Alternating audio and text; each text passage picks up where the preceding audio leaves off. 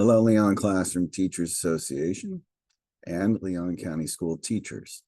For those of you that are members, thank you so much for your investment in what makes all of this happen so that we receive the resources that we need as educators and that we ensure that our students have a great public school education. So to start, this is the bargaining update. And this bargaining update is after session 3, which took place earlier this month. The next bargaining session will take place on September 25th at the Safety and Security Portable. This is from 1 o'clock to 5 o'clock p.m. We're doing it earlier in the day because we want to make sure that we have an opportunity to spend a lot of time, twice as much time, if not more, because it may go past 5 p.m., but to see what we can get resolved and how we can move forward. So what you've seen is a couple of half-sheet sheets of paper that have been distributed to give you an idea of some of our focuses moving forward. Now, to learn more about our focus and what it is that we're trying to accomplish together, please visit leonteachers.org. Now, when you go to leonteachers.org, there will be, as you scroll down, our LCTA proposal. The LCTA proposal is focused on competitive compensation, balanced workload, and respecting educators. Now, you can watch the video on the left-hand side, take a look about or ask about how you can get involved, join our union by investing in what it is we're accomplishing together, or go to bargaining updates. When you go to bargaining updates, this is your contract page. On the left-hand side, it has your current contract. We really suggest that you click on this, download it, and make sure that you have access to it to review as needed. Yes, the contract is negotiated and paid for by union members, but it benefits everybody within the district. But what we're asking you to do is to consider joining so that we can increase our power, so that we can collectively address more of the issues that we collectively see as the educators in the classroom. Additionally, you'll see the salary schedule, a grievance form, a comp time form for those of you that are not receiving your 6 hours of planning, 4 hours that are independent, and in your midday plannings, as long as you're not on the extended day, you should have 3 out of 5 independent planning periods. If you miss any of that, you complete the a comp time form. This is a fillable form where you can type into it. So save it to your desktop, complete it, and send it to your bookkeeper so that you can accrue your sick and personal leave through a comp and loss of planning. Additionally, you'll find an initial grievance form. If we have any questions, you're a member and you want to ask some things in regards to whether something is a contract violation, and a LCS bullying and harassment form. As you scroll down, you'll notice that we have all of our information from earlier sessions, and then the last session where there were some LCS counters, and currently right here. We're going to update this before this video goes out, so you'll get a chance to see it. There were no LCS counter proposals this last time. So in terms of the LCS proposals, let's take a look. Some of the things that we're negotiating for is to have a standard lunch. Now, if you are not in elementary school, chances are you have at least 25 to 30 minutes for lunch. If you're not having a standard lunch time period for our pre-K and our some of our off-site ESE providers, please make sure that you have that scheduled, because you are supposed to have a duty-free lunch, meaning time where you can sit down and enjoy your lunch without interruption. Now, what we are trying to do is ensure that there's 25 minutes with travel time and all that for our elementary school teachers. Sometimes it can be far less than this. We understand that your lunchtime is your time to go ahead and recuperate, get yourself ready to get back in the classroom. So please, we're supporting this 25-minute lunch. Additionally, there is that special area shall be no less than 45 minutes. It's important that we have protected planning and that we can plan during that time. Now, high schools and middle schools, you're going to have 45 minutes. In some cases, it's 55 minutes, 52, a little bit more. But either way, if we keep eating into this special area time, there is not really necessarily a designated time of enough time to really get into planning and grading and responding to students and parents. Down below, you'll see that we have asked that there be no less than 25 consecutive minutes or equal to the student's lunch period. Then we go down further And we've already necessarily agreed to this part where the district shall provide the alternative compensatory time form, but we've also shown where you can find it on our website. And ours is fillable, so you don't have to print it right on hand. You can just type into it and put an electronic signature on there. What we're moving towards is that all compensatory time be alternative compensatory time. The reason why we want alternative compensatory time is it gets confusing when there are two different compensatory time systems. Plus, alternative compensatory time rolls over, transfers from school to school site, never expires, and can be used as sick and personal leave, where compensatory time cannot be used as sick and personal leave. So right now, if you do take leave and you do have standard compensatory time, we highly suggest that in the 6.5 hour day, you use your regular leave for the time that you are in contact with students. And when you're not with contact with students, you use your compensatory time. So for example, in a standard 7.5 hour day, if you have 5 hours of instruction, that means 2.5 hours could be used to put towards compensatory time. This helps you preserve your leave and let you use compensatory time, which sometimes people aren't sure how they're supposed to be able to take it because they want to be here on planning days. Going a little bit further into it, on the day before the scheduled holiday, this is language that's in Orange County. Employee day shall end at the close of the student day. Okay, so no school-based and non-school-based employees can leave 30 minutes early. So if you're not at this, if you're at the district office and you're part of the instructional bargaining unit, you just leave 30 minutes early. There are some logistical things that are being checked in on how Orange County does this, but we have also had emails that have said that, oh, when the students leave today, you can leave because it's a holiday coming up. We think that this should be standardized and put into the contract to give back to the instructional employees. B says that employees of the bargaining unit may work remotely on non-student contact days. You're a professional. You should be treated as a professional. If you can do things through computer and from your home site, then there's no reason for the travel time. That gives you a little more time to get work done while you're there. But let's not micromanage our teachers. Let's respect our educators. But this also means that we must hold each other accountable. And if we say we're doing something, we got to follow through with it. But as long as there is a reasonable, nothing that reasonably denies this, the site administrator should approve it. As we go through, there's also the hourly rate of pay that is for any additional professional duties. Now, there's a difference between professional responsibilities and professional duties. Professional duty is being assigned additional tasks. For example, a teacher that resigns or is let go, and those job duties become your duties. That's additional duties. If that extends into later in the day, there's a salary that was attached with that person. So there's the means to pay you at an hourly rate for that additional job duty. Okay.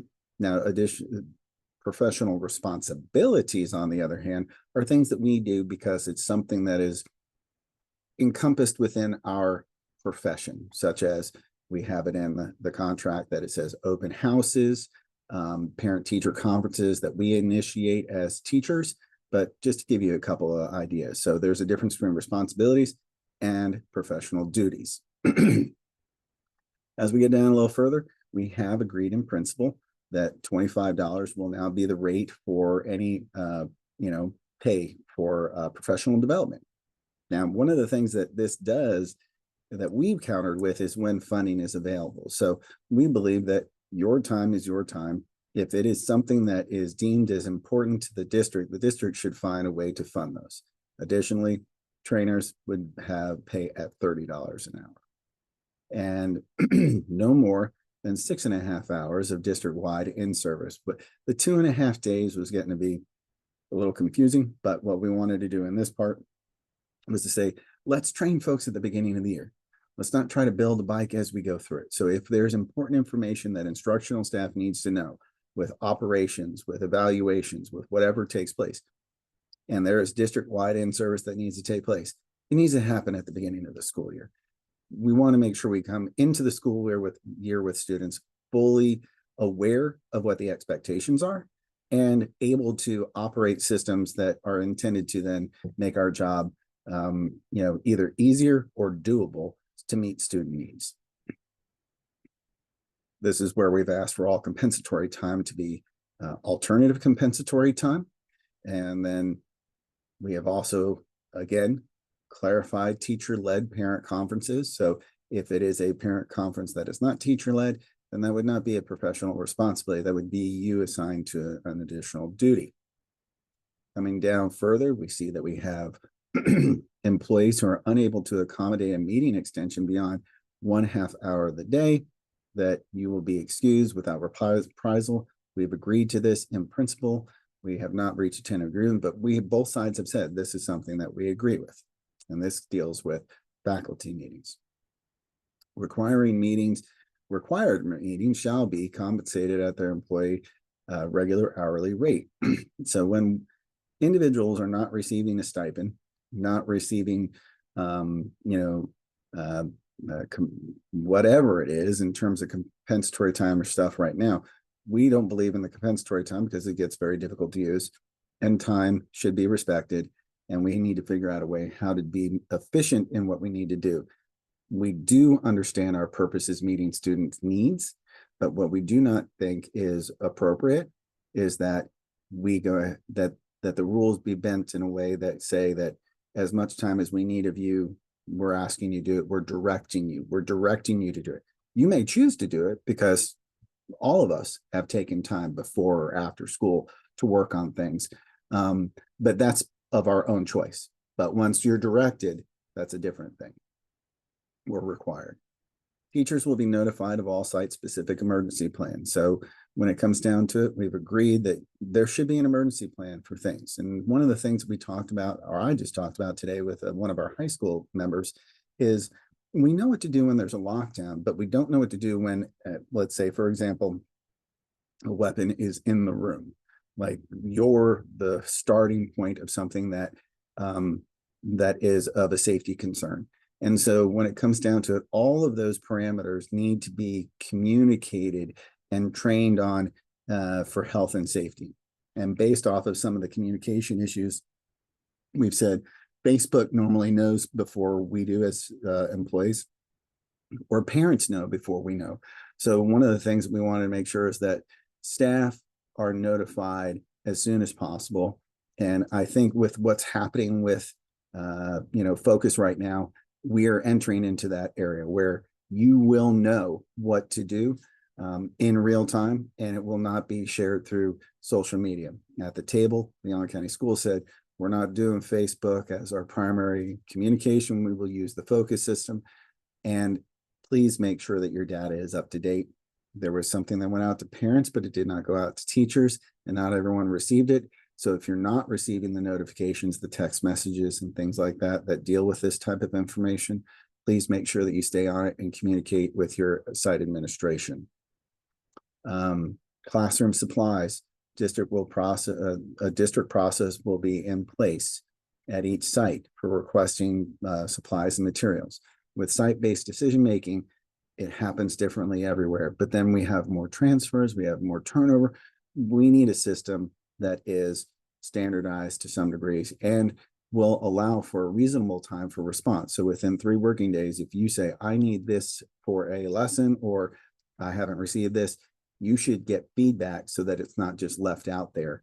And we figured we determine that as respect, like communication, standard communication. Florida teacher supply assistance should be administered in accordance with state law. We've talked about this, yes, but when permissible, it should be in the form of a check or a direct deposit. Additionally, we've added some language that says that funds equal to that amount shall be provided to employees that work directly with students, but are not covered by the state program. So that's basically saying that if you're not classified as a classroom teacher by the state of Florida, and you're an SLP, and you have, you work with elementary students, and you have, you need materials and supplies, you should get that money as well. And so we've proposed it. So everything in red is a proposal. Everything in green is something that we have in principle already agreed to. As we go down, we're to the ESE language, where if you're an ESE service provider as it says right here, all ESE managers, teachers of gifted, 504 school contacts, ESE 504 service providers, authoring IEPs, so on and so forth. Currently, it says you get 1 day every 9 weeks. You may not need that in the second 9 weeks, but then if you don't use it, then you don't get it. So what we're asking is, let's convert it to 4 days in the year. Instead of a marking period, 4 days in the year, let's you say, I've got a lot of IEPs in the first 9 weeks. I'd like to use 2 days of release for that. Or at the end of the year, you know what, we got a lot of IEPs. I only used 1. I would like to take 3. And so this allows for more flexibility and, is more responsive to the needs of you as someone that deals with IEPs. We go into the pre-planning section, and what it says, the teacher may work remotely on non-student contact days during pre-planning. And it's very similar to the other. Requests shall not be reasonably and unreasonably denied, and the site administrator must provide the reason for any denial in writing. We want to make sure that people are respected. If you can get some work done distance-wise, board member Daryl Jones has always said, we don't have a teleworking policy. We don't have something to allow people to do this. So we've proposed it, and we believe it to be very reasonable, especially if these are days that you don't have the meetings, if you don't have student contact, and you can work from home. So the other one that we have agreed in principle is post-planning. No mandatory professional development shall take place during post-planning time. We are not addressing anything that deals with lesson plans. And then down here, additional job duties due to staff vacancies. This goes back to that spot of where you're covering for somebody else and you're getting additional job duties. So only emergency situations shall employees manage an additional job role beyond their typical daily responsibilities. And employees who undertake additional job duties shall be compensated in accordance to the hourly rate. So if you're authoring additional IEPs because somebody else can't do it, et cetera, and it adds to your plate, or if in one case there was someone doing 2 jobs at a school site, if it extends beyond the day and the salary's already been accounted for in the budgeting process, then you should get the compensation for that. For elementary teachers, more so than anybody, there's an issue of splitting classes. No, I don't have a sub, can't do this, but there's a sub budget, and there are subs that are already intended to cover those spots when those people are out. So what we're asking for in this particular case is that, first of all, in non-emergency cases, you cannot be required to substitute if it's not an emergency, okay?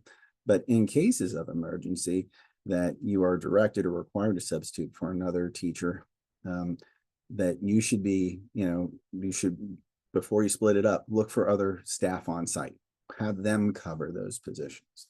And then the other portion is that you would receive a proportionate share of the compensation that a substitute would get.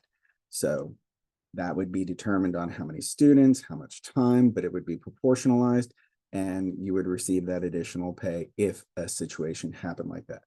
It's not a lot of money, but the intent is, it once again shows that they value the additional responsibilities that you're taking on, and it has already been budgeted for. So the funds are there. When we go down into professional courtesy, we have agreed in principle. We still have to do a ratification, folks. I understand this. None of this is contract language right now, other than what was on the website previously, until we go through a ratification process and the school board votes on it. So just keep that in context. But this one is, if communication from a parent becomes actively in opposition of the teacher or shows hostility, the teacher may request administration to intervene, and such request, the administrator shall serve as the primary contact point until the teacher feels comfortable resuming direct communication. It's just, our job is hard enough as it is. If it becomes combative, we really want to focus on the children, not necessarily this other relationship that is become toxic to a certain degree. And eventually it may get to a point where you can go ahead and begin to receiving direct communication. But we feel the supportive side administrators so that other students and our focus does not become distracted is very important in this case. The other portion that we've talked about is that, class size, class load, case loads, different things along those sides. And right now we need to make sure class size should not be used as a punitive measure against an employee. And within a given site, administration shall provide equitable teaching loads to employees teaching identical courses. Well, if there's only AP English, that's AP English. There's no, it has to be AP English. But what we would like is comparable courses, because to have 17 students in one class, 36 in another, this is not an equitable thing. And so we would like for consideration that comparable courses be taken into consideration in this point. And then the other portion down here is that this language that was considered that 3 courses preparations for digital learning, that it be moved to the Leon County Virtual School. So this is just same language that's in the contract. It applies more towards virtual. Let's put it in virtual. It's contract cleanup at that point. This is class size limitations. This is Article 8. Leon County, Leon Classroom Teachers Association has put proposals for 4 years of class size, class load, or caseload limitations. And it's because there is a stress on the system, and that there are individuals that have workloads that far exceed what is in a reasonable amount. As we look at this, and we have proposed this language, you can go back and read it. It's in the document. But what we have received from Leon County Schools is we reject this. It was just a current contract language. We don't want to add this into it. What we've asked the school board to do and Leon County Schools is, if this is a no, then at least tell us where you are. Like, it's not an all or nothing. It's negotiation. So tell us where you're willing to go to in order to get us to a better place. But until we get a counter offer, we don't know where that is. And that was requested during this session is, please help us understand what it is that you think is feasible, and then let's work from there. Continuity of classroom instruction. What we've done on this one is to allow a buyback of sick days. So an employee utilizes 2 sick leave days or less each school year shall, upon request, receive payment for the number of sick days earned in said school year. This language is already in another district right now. It's not perfect, but it is a starting point to be able to say, you have benefits.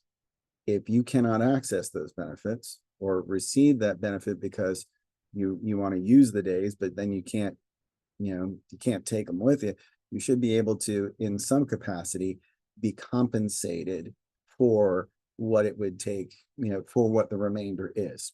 Or you just roll it over, whichever one. But the idea is we need to start thinking about how we're going to recognize that these benefits that are in the contract, if they're unused, if they're not a part of the process, how can we still show respect and value for our educators by giving them access in some way, shape, or form?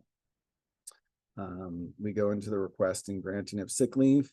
And just as a caveat on this part, leave shall not be denied if a substitute cannot be secured was only because it had limited to sick leave. Now, what we know right now is your leave cannot be denied if there is not a substitute. And here's the reason why. It is a managerial right to have a robust sub system. Okay. What we do know is there are already contract language that speaks to when you have to put your leave in, whether or not you can take leave if a certain amount or percentage is off campus. Every principal has the right to override the 15%. So if 15% of your side is off that day or already put in time, if you're sick, you're sick. Of course, you're going to be out. But if it was personal time and they say, no, not going to give you that day, the principal still has authority to grant you that leave.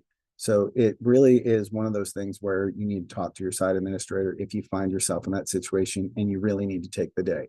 It's like my sister's wedding or something. Go talk to your site administrator. What we also did talk about this past week, and what we have come to agreement with in principle during a labor meeting earlier this week, is you do not need to put a description down for your leave. It's either sick leave or it's personal charge to sick. That's it. Now, we have suggested that if it's sick and you have an appointment and you're trying to do it in advance, that you would just put sick appointment. And it would be one of the drop down menus rather than having to put doctor appointment, this thing, whatever it is. But in Leon County Schools documents, it already says you do not need to give a reason. I mean, we have a document, we will share that out with you, but it says optional. So it is optional. So if you find yourself where you have to give reasons and you're a member, reach out to us. That's what we're here for.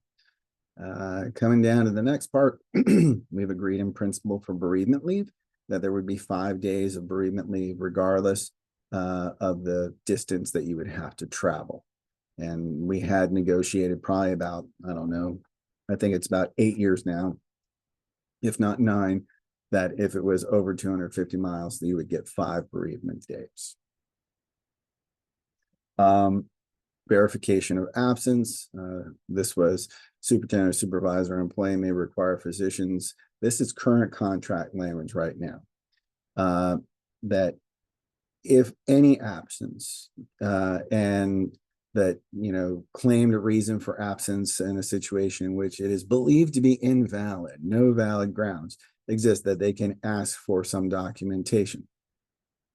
Although we understand that there may be some individuals who have not necessarily, or who abuse certain provisions of the contract, there's already contract language in there that speaks to if you've been out 3 days, that then they can start asking for doctor's notes.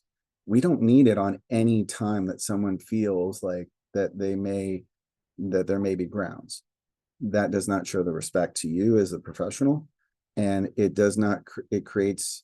We want to lift people up. We want to trust our instructional staff to make sound decisions, and so it's your leave. It's in the contract. If you're sick, take the sick leave. If you need personal time, take personal time. Do you need to write a description? No. And just by the way, on the description part, we have requested that they remove that portion of whatever the document is, because if there's no description required, well, then why do we even have description? It causes more problems than anything. We originally, in our negotiations, asked for parental leave. We wanted to negotiate parental leave so that when you had a child, you would have paid parental leave. The district said that the school board was interested in this, but there was no counter offer. So what we did was we provided some counter offer that would be something that would show support for families here in Leon County Schools. And so one of the things was employee childcare. And so this employee childcare just says that before and after school, that if a child meets the needs of your healthcare insurance or as a biological child, that child could have free before and after care on site, no charge whatsoever. This is a benefit that we think really shows that we want our educators in the time that they have, whether it be the before school planning or after school planning time, those areas, that you could focus on those things. And it benefits not just the employee, but it also benefits the educational experience of the children that we serve. Next one was family care leave. It's written very similar to bereavement leave, but the family care leave is intended to be for when, let's say, your mother has got cancer and you have to go take care of her, rather than use from your 10 days of leave, that you would use this family care leave so that you could take care of maybe a sick or ailing family member. And just the same way on the other spectrum, if you had a child in daycare and they sent the child home because for whatever reason there's flu and your child is, has temperature, you would be able to use this care instead of sick and personal leave which is intended for your sick and personal leave. We believe those both show a lot of respect for family, and that, could it be a great benefit. Again, if any of this matters to you, that's why you join. If any of this matters to you, that's why you get involved. Pay attention. If any of this matters to you, that's why we're saying, please join us. And if it doesn't, and there's something else, that's why we say, members, come be a part of the bargaining process, be a part of the bargaining committee, join us in this conversation. And then the next one was just, very last one was dealing with representations, and saying that not 24 work days, but 24 hours. I think it's contract cleanup, and then, or as soon as possible when you can have representation. To close out, we have suggested some additional supplements. And in these supplements, we want individuals to understand that this is, we have heard that performing arts, whether it's steel pan, whether it's something that's not captured in terms of the arts programs that are in the contract, that we already do academics, but we don't do necessarily broad arts pieces. And so we're asking for, we've agreed in principle on the 12% for performing arts to be split up if you have it at your school site. But we also believe if you have a performing arts school, you need 24%. You need at least double, because that's the whole intent of the magnet programs at those schools. So this would primarily affect Appalachia and Raw Middle School. When it comes to agricultural sponsors, these are individuals that drive, work over the summer, take care of animals, a whole slew of things. And that means 12% is reasonable, not the 4%. In terms of the math competition sponsors, we had originally,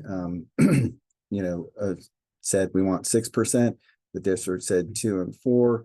And at this point, we are in agreement of that, and we will work on trying to increase that over time. And as far as elementary, that does not get recognized by supplements very much. We have 3 new ones that we have at 4%. One's the PTO coordinator. So there's a lot of fundraisers and things that go on, receipting for a number of sites, STEM chair, because we really want to promote the STEM in our elementary school, so students are more prepared for science and mathematics and all those technology pieces when they get to middle school and high school. And then behavior-wise, because we have such a need on student behavior to be addressed, we want to recognize the work that PBIS chair does. We'd like to rename site facilitator to shared decision-making council facilitator. And there's a whole article on shared decision-making councils and a way to write bylaws and to participate. But if we really want to lead up by trusting down, we need to get more of our educators involved in some of those decision-making processes at our schools. And we believe this is the way to do that. So ultimately, this is what we've presented in terms of language. We will be doing a counter proposal on the financial part at our next bargaining session, which will be, again, on the 25th of September. The reason why it's been delayed a little bit is because we trust, but we verify. So the district has said that they have what's called an annual financial review, it's an AFR. And when they do the AFR, this shows how monies were used or not used in the budget from the previous year. So it's a review of the financial budgeting, and it gives insight into practices within the district, which means that we'll have a better idea of, are we really that far apart when it comes to the 4 million the district has said is what they have for salaries, or the 6 million that we have negotiated or requested in our proposal. And once we get a chance to look at that and analyze it and compare it back to state data, et cetera, then we will come back with a financial offer to the district, and that'll be part of that September 25th. So first of all, thank you for everything that you guys do. We understand that that things are, you do amazing work. Your purpose is not for you. Your purpose is for those students. And we want to support you in that purpose. And in order to do that, you need to be treated with respect, trusted, and paid. And that is why we asked you to join us, to build our power. Power is not a bad thing. Power is a good thing. Power allows you to affect things, to make change. It's how you use that power. And we want to use it for good. Good for kids, good for you, good for our public schools. So thank you very much. I hope you enjoyed the bargaining update. If you have any questions, reach out to your site representative. Leon Classroom Teachers Association appreciates.